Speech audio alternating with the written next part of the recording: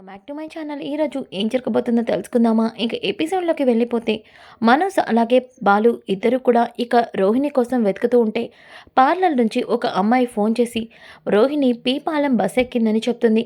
ఇక వాళ్ళిద్దరూ ఆ ఊరు వెళ్ళడానికి బయలుదేరుతూ ఉంటే ఇంతలోకి ఇక బాలు అయితే మీనాకి కాల్ చేసి డీజిల్ తక్కువగా ఉంది, నువ్వు డీజిల్ తీసుకొని సెంటర్ దగ్గరికి రా, మేము పీపాలెం వెళ్తున్నాం, రోహిణి ఆ బస్సే ఎక్కిందంట అని చెప్పగానే ఇక మీనా కూడా డీజిల్ పట్టుకొని గుడి దగ్గర వెయిట్ చేస్తూ ఉంటుంది. అప్పుడే మనోజ్ అలాగే బాలు ఇద్దరు కూడా కారులో వెళ్తారు. ఇక మీనా రాగానే మీనా ఇచ్చిన డీజిల్ని తీసుకొని ఇక కారులో పోసి మీనా కూడా కారు ఎక్కుతుంది. ఇక ముగ్గురు కలిసి రోహిణిని వెతకడానికి పీపాలెం దగ్గరికి వస్తూ ఉంటారు. ఇక ఇంతలోకి రోహిణి అయితే వాళ్ళ అమ్మ సుగుణ ఇంటికి వస్తుంది.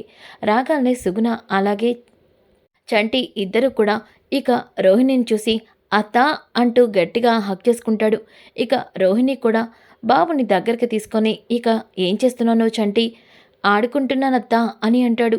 అవునా, ఇదిగో ఈ చాక్లెట్స్ తిను, సరే వెళ్ళి బయట ఆడుకో, సరే అత్త అంటూ బయటికి వెళ్తాడు. ఇక సుగుణమ్మ, అమ్మా రోహిణి, ఏంటమ్మా చెప్పా చేయకుండా ఇలా సడన్గా ఇంటికి వచ్చావు, ఏమైందమ్మా? అక్కడ ఏదైనా సమస్యనమ్మా, చాలా పెద్ద సమస్య. నేను ఎన్ని రోజులు నమ్మిన మనోజ్ నన్ను మోసం చేశాడు. మనోజ్ నాకు అన్యాయం చేశాడు. అందరి ముందు నన్ను తల దించుకునేలా చేశాడు. నన్ను చాలా ఇన్సల్ట్ చేశాడు. మొదటిసారి పెళ్లిలో ఎలా మోసపోయినో రెండోసారి పెళ్లిలో కూడా నేను అలాగే మోసపోయినమ్మా. నాకు అన్యాయం జరిగిందమ్మా అంటూ రోహిణి ఏడుస్తూ ఉంటే ఇక సుగుణమ్మ, అమ్మ రోహిణి, ఏమైందమ్మా? ఎందుకలా ఏడుస్తున్నావు? నువ్వు అలా ఏడుస్తుంటే నేను తట్టుకోలేకపోతున్నానమ్మా. ఏం జరిగిందో చెప్పు. అమ్మ, మనోజ్కి మనం అనుకున్నట్టు ఉద్యోగం లేదు. మనోజ్ ఏ ఉద్యోగం చేయట్లేదు, ఖాళీగా ఉన్నాడు. ఈ విషయం నా దగ్గర దాచిపెట్టి పార్కులో వెంబట తిరుగుతూ నన్ను మోసం చేశాడు. అందరూ కలిసి నన్ను మోసం చేశారు. అవునమ్మా, ఈ విషయం ఇంట్లో అందరికీ తెలిసి అందరూ నన్ను చాలా మాటలు అన్నారు. అందరి ముందు తల దించుకునే పరిస్థితి తీసుకొచ్చాడు. నేను మొదటిసారి పెళ్లి చేసుకొని ఎలా మోసపోయినో రెండోసారి కూడా అలాగే మోసపోయినమ్మా. నేను అనుకున్నా నా జీవితం మళ్ళీ నా చేజారిపోయింది. నా కుటుంబం ముందు నేను తల దించుకునే పరిస్థితి వచ్చింది. మనోజ్ని పెళ్లి చేసుకుని తప్పు చేశానమ్మా, చాలా పెద్ద తప్పు చేశాను. చంటితో నీ దగ్గర ఉంటే నా జీవితం సంతోషంగా ఉండేది. నేను మనోజ్ని పెళ్లి చేసుకొని సంతోషంగా ఉంటాను అనుకుని చాలా పెద్ద తప్పు చేశానమ్మా అని ఏడుస్తూ ఉంటే ఇక సుగుణ, ఎందుకు రోహిణి, ఎందుకు ఇలా ఏడుస్తున్నావు? అయినా ఇప్పుడు అంత పెద్ద తప్పు ఏం జరిగింది? నీ భర్త నిన్ను కాదని వేరే అమ్మాయితో తిరుగుతూ నిన్ను దూరం పెడితే అది తప్పు. అలాగే నీ ఇంట్లో వాళ్ళందరూ నిన్ను చిన్న చూపు చూసి నిన్ను రాచి రంపాలు పెడుతూ మీ అత్తగారు నీతో చాకిరీ అంతా చేయిస్తుందా? లేదమ్మా, వాళ్ళందరూ చాలా మంచివారు. మనోజ్ మాత్రమే నాకు అబద్ధం చెప్పాడు. మరలాంటప్పుడు ఎందుకు ఇది భూతద్దంలో పెట్టి పెద్ద విషయం చేస్తున్నావు? అది కదమ్మా. అవును, నేను చెప్పేది విను రోహిణి. ఆ అబ్బాయి మంచివాడి కాబట్టే కదా, నీకు ఉద్యోగం లేదని తెలిస్తే నువ్వు బాధపడతావు, తట్టుకోలేవనే కదా నీతో నిజం చెప్పలేదు. నిన్ను ప్రేమిస్తున్నాడు కాబట్టే కదా నువ్వు బాధపడతావని నిజం చెప్పకుండా దాచిపెట్టాడు. అలాంటప్పుడు ఆ అబ్బాయి చేసిన దాంట్లో తప్పులేదు.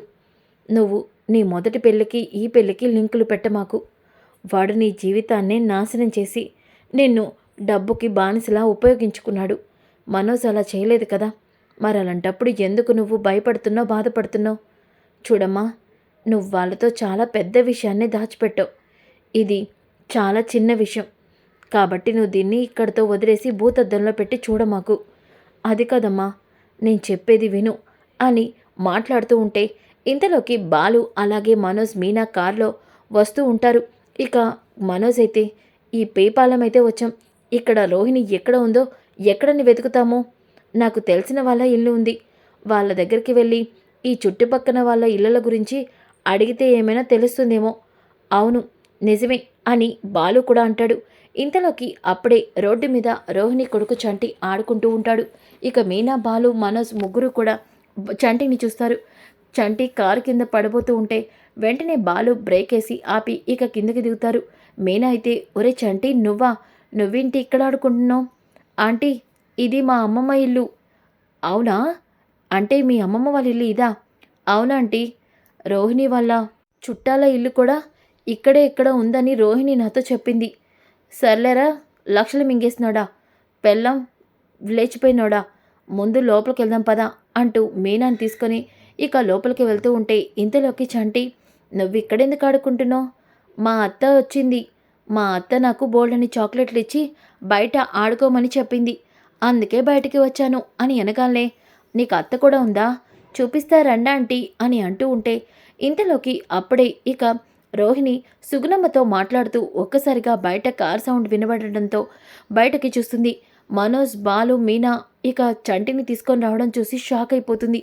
ఇదేంటి, వీళ్ళు ఇక్కడికి వస్తున్నారేంటి? అమ్మా, వాళ్ళు ఇక్కడికి వస్తున్నారు, నేను వెళ్ళి దాక్కుంటాను అని చెప్పేసి గబగబా ఇక రోహిణి అక్కడి నుంచి బయటకు వచ్చి ఇక వాళ్ళని చూస్తుంది. ఇక వాళ్ళు ముగ్గురు కూడా లోపలికి వెళ్తారు. వెళ్ళగానే సుగుణమ్మ, నమస్కారం బాబు, మీరేంటిలా వచ్చారు అని అనగానే ఇక మనోజ్, మీరు ఆ రోజు మా ఇంటికి కూడా వచ్చారు కదా? అవును బాబు, మీరు ఇక్కడ, ఇదే మా ఇల్లు బాబు, మీరేంటిలా వచ్చారు? అదా, ఇదిగో వీడిని పార్లరమ్మ పెళ్లి చేసుకుంది. వీడి పెళ్ళమేమో వీడు మోసం చేసి ఉద్యోగం మానేసి గాలి తిరుగులు తిరిగాడు. ఆ నిజం తెలిసి తట్టుకోలేక వీడి పెళ్ళం బయటకి ఎక్కడికో వెళ్ళిపోయింది. అందుకే ఇక్కడికి వచ్చాము, వీడి పెళ్ళం ఎక్కడుందో తెలుసుకుందామని అని వెనకాలే. ఏయ్ ఎరా, అందరికీ నా గురించి చెప్పాలా? అయినా ఇప్పుడు ఆమెమైనా నా గురించి అడిగిందా నిన్ను? మరి ఈ విషయం ఏంటో చెప్తేనే కదరా తెలిసేది అని అంటూ ఉంటే ఇంతలోకి అప్పుడే బాలు, మీనా, ముందు రోహిణి గురించి అడుగు అని అనగానే ఇక నీ ఫోటో చూపించి బాలు అడుగుతూ ఉంటే ఒక్కసారిగా చంటి ఆ ఫోటోని చూసి, తను మా అత్త కదా, మా అత్త ఇప్పుడే ఇంటికి కూడా వచ్చింది కదా, అత్తని చూపిస్తున్నాడేంటి ఆ అంకుల్ అని అడగగానే ఒక్కసారిగా మనసు, బాలు షాక్ అవుతారు. ఏం మాట్లాడుతున్నారు మీరు? రోహిణి నీకు అత్త ఏంటండి అని అనగానే ఇక రోహిణి, దొరికిపోయానుగా నేను, ఇప్పుడేం చేయాలి అని కంగారు పడుతూ ఉంటుంది. ఇక బాలు, ఒరే చంటి, నువ్వు చెప్తుంది నిజమేనా? ఈ ఫోటోలో చూస్తున్న మీ అత్తేనా? చెప్పరా? అవును, తను మా అత్తే, అమ్మమ్మ మాట్లాడవేంటి అని అనగానే ఇక ఒక్కసారిగా సుగుణమ్మ ఏం చెప్పాలో తెలియక అది బాబు బాబు అని అంటూ ఉంటే గోడ మీద ఉన్న సుగుణమ్మ, చంటి, రోహిణి ఫోటో చూస్తాడు. ఇక ఒక్కసారిగా బాలు ఫోటో తీసుకొచ్చి, 100% పాలరమ్మ మనకేదో అబద్ధం చెప్తుంది చూడు, అడ్డంగా ఎలా దొరికిపోయిందో. వీళ్ళింట్లో ఈ పాలరమ్మ ఫోటో ఉందంటే ఖచ్చితంగా ఈ పాలరమ్మ ఈమె కూతురు అయి ఉంటుంది. నిజమా కాదా అని అనగానే ఒక్కసారిగా అక్కడే ఉన్న మీనా కూడా, అవును ఆంటీ, మీరు మాతో అబద్ధం చెప్తున్నారని మాకు అర్థమవుతుంది. రోహిణి మీకు తెలిసిన అమ్మాయి కదా, చెప్పండి ఆంటీ, రోహిణి మీకేమవుతుంది? రోహిణితో మీరెందుకు ఫోటో దిగారు? రోహిణిని అత్త అని ఎందుకు పిలుస్తున్నాడు ఈ బాబు? చెప్పండి అని అనగానే ఇక మనోజ్ కూడా, ఏంటండి చెప్పరేంటి? నా భార్యకి మీకు ఏంటి సంబంధం? అయినా నా భార్య ఇక్కడికే వచ్చుంటుంది కదా. రోహిణి, రోహిణి అని పిలుస్తూ ఉంటే అప్పుడే రోహిణి ఇక లోపల నుంచి బయటకు వస్తుంది. ఒక్కసారిగా బాలు, అమ్మ పార్లరమ్మో, ఎన్ని అబద్ధాలు చెప్పో, మీ చుట్టాలు ఎవరంటే ఈ రోజు వరకు ఎవరి గురించి చెప్పలేదు. ఈ సుగుణమ్మ ఇంటికి వస్తే తెలియనట్టు నటించేశావు, కానీ వీళ్ళతో కలిసి ఫ్యామిలీ ఫోటో కూడా దిగావు. చెప్పు చెప్పు, మర్యాదగా చెప్పు, వాళ్ళతో నీకేంటి సంబంధం అని అనగానే బాలు, అనవసరంగా దీన్ని ఇష్యూ చేయి మాకు. మనోజ్, నేను చెప్పేది విను. ఏంటి నువ్వు చెప్తే మేము వినేది? ముందు నిజమేంటో చెప్పమ్మా పాలరమ్మ అని అనగానే ఇక వెంటనే సుగుణమ్మ, బాబు, మనోజ్, రోహిణి నా కూతురు బాబు అని అనగానే ఒక్కసారిగా మనోజు షాక్ అయిపోతాడు. అదేంటి, రోహిణి మీ కూతురేంటి? అవును బాబు, రోహిణి నా కూతురే. చిన్నప్పటే దానికి తండ్రి పోతే రోహిణికి చిన్నప్పటి నుంచి నేనే దాన్ని చూసుకున్నాను.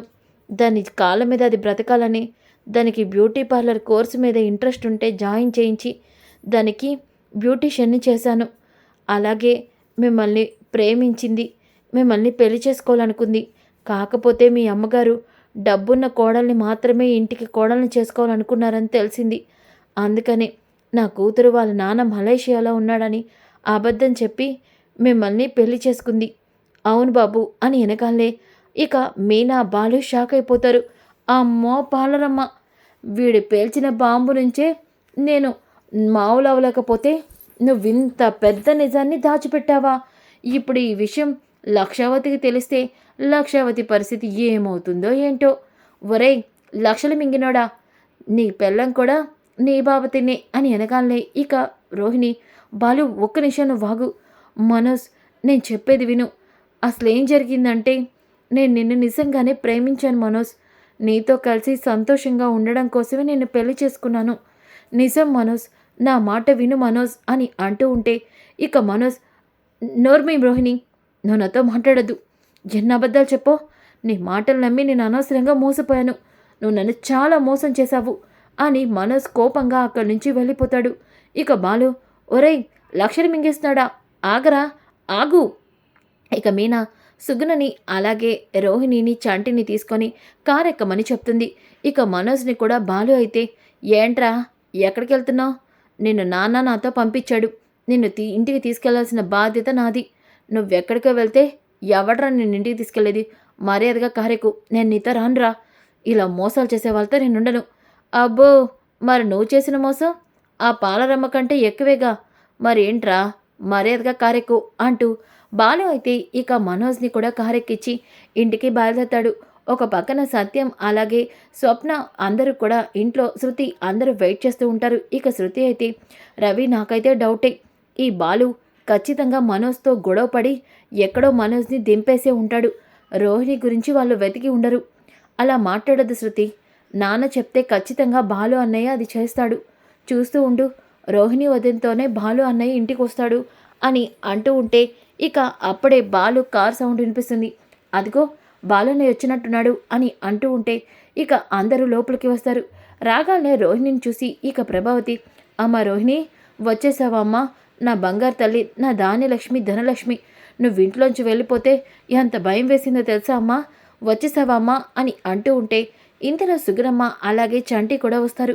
వీళ్ళేంట్రా ఇక్కడున్నారు, వీళ్ళెవరు తీసుకొచ్చారు అని ప్రభావతి అంటుంది. ఇక బాలు, లక్షావతి నాన్న హార్ట్ ట్యాబ్లెట్ ఇక్కడే ఉన్నాయా, బీపీ ట్యాబ్లెట్ కూడా ఇక్కడే ఉందా, ఒరేయ్ లేచిపోయినాడా, ముందు ఆ ట్యాబ్లెట్లు తీసుకొచ్చి ఇక్కడ పెట్టు.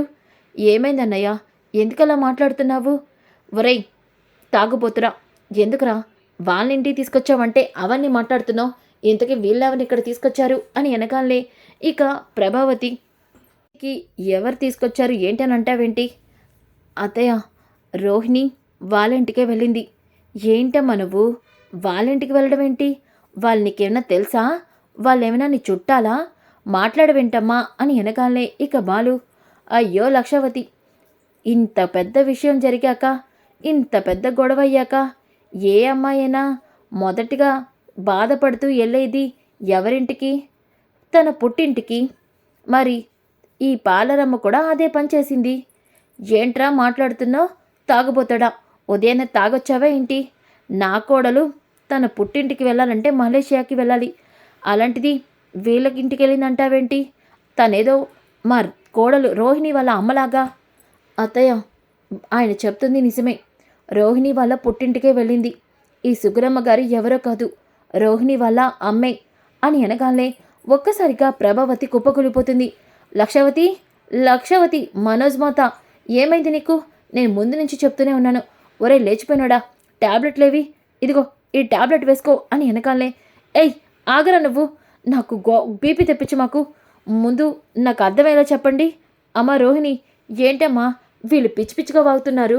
నిజంగా మీ అమ్మ ఈమా అంటే మీ నాన్న మలేషియాలో ఉన్నాడు అన్నావు, అంతా అబద్ధమమ్మా. ఈ రోహిణి మనల్ని మోసం చేసింది. లక్షలు, మలేషియా, ఇదంతా అబద్ధం. ఇదిగో ఈమె వాళ్ళమ్మ. ఎక్కడ దీని పేదరికం తెలిస్తే పెళ్లి చేసుకోవడానికి నువ్వు ఒప్పుకోవానని కోట్లు ఉన్నట్టు మన దగ్గర నటించి అబద్ధం చెప్పింది. అందుకే ఈరోజు వరకు వాళ్ళ నాన్నతో మనతో ఫోన్లో మాట్లాడించలేదు. మలేషియా, లక్షలు, బంగారం అంతా అబద్ధం. ఏంట్రా నువ్వంటుంది? అంటే ఈ రోహిణి చిల్లి గవ్వ కూడా లేదా? లేదమ్మా, ఈ విషయం ఇప్పుడే నాకు తెలిసింది అని అంటూ ఉంటే ఇక ప్రభావతి, అమ్మో అమ్మో, ఎంత అబద్ధం, ఎంత మోసం, నన్ను నా కొడుకుని ఎంత మోసం చేశావు? ఆంటీ, నేనేమీ మిమ్మల్ని మోసం చేయలేదు, మీరే చెప్పాలంటే నన్ను చాలా పెద్ద మోసం చేశారు. ఇక సత్యం, ఏంటమ్మా నువ్వు మాట్లాడుతుంది? మేము నిన్ను మోసం చేయడం ఏంటి? అవునంకుల్, మనోజ్ గురించి మీరు నా దగ్గర పెళ్ళికి ముందే నిజం దాచిపెట్టారు. మనోజ్ ఒక అమ్మాయిని ప్రేమించి ఇంట్లో 40 లక్షలు తీసుకొని పారిపోయిన విషయం మీరందరూ నా దగ్గర దాచిపెట్టి మనోజ్కి ఇచ్చి నాకు పెళ్లి చేశారు.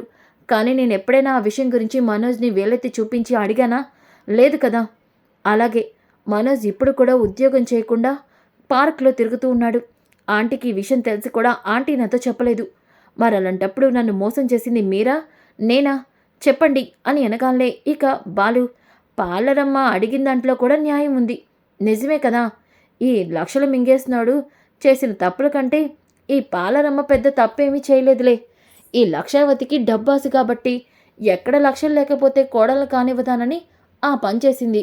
అందులో తప్పేమీ లేదు పార్లరమ్మ అని అనగానే ఇక మీనా, ఏమండి మీరు ఊరుకోండి. ఇప్పుడు మీరేదో రోహిణిని సపోర్ట్ చేస్తే ఇదంతా రోహిణితో మీరే చేయించారని అత్తయ్య మిమ్మల్ని కూడా ఇంట్లోంచి వెళ్ళిపోమంటుంది. మనకెందుకు అని అనగానే ఇక ప్రభావతి, నువ్వు నోర్మై, నువ్వు మధ్యలో మాట్లాడకు. నాకు ఇంత మోసం ఇంత అబద్ధం చెప్తావా? ఇంత మోసం చేసి నిన్ను ఇంట్లో ఒక్క క్షణం కూడా ఉండనివ్వను. నా కొడుకు భారీగా నువ్వు ఉండడానికి వీల్లేదు. ఇప్పుడే ఇంట్లోంచి వెళ్ళిపో అని అనగానే ఇక సుగుణమ్మ, చూడండమ్మా, నా కూతురు మీకు అబద్ధం చెప్పుండొచ్చు, కానీ అది అల్లుడు గారిని ఎంతో ఇష్టపడి పెళ్లి చేసుకుంది. నా కూతురికి అన్యాయం చేయొద్దమ్మా, దండం పెడతాను. నా కూతురు చాలా మంచిది. అది మీ ఇంట్లో సంతోషంగా ఉంటుందని చెప్పినప్పుడల్లా చాలా సంతోషపడ్డాను. నా కూతురికి అన్యాయం చేయొద్దమ్మా అని అనగానే ఇక సత్యం, ప్రభా, జరిగిందేదో జరిగింది. మనోజ్ రోహిణి మెడలో 3 ముళ్ళు వేసి ఇంటికి కోడలు చేశాడు. తనకి డబ్బున్నా లేకపోయినా తను మన ఇంటి కోడలు. ఇలా డబ్బు లేదని ఇంట్లోంచి పంపించేస్తే ఇరుగు పొరుగు వారందరూ రేపు నిన్నే తప్పు పడతారు.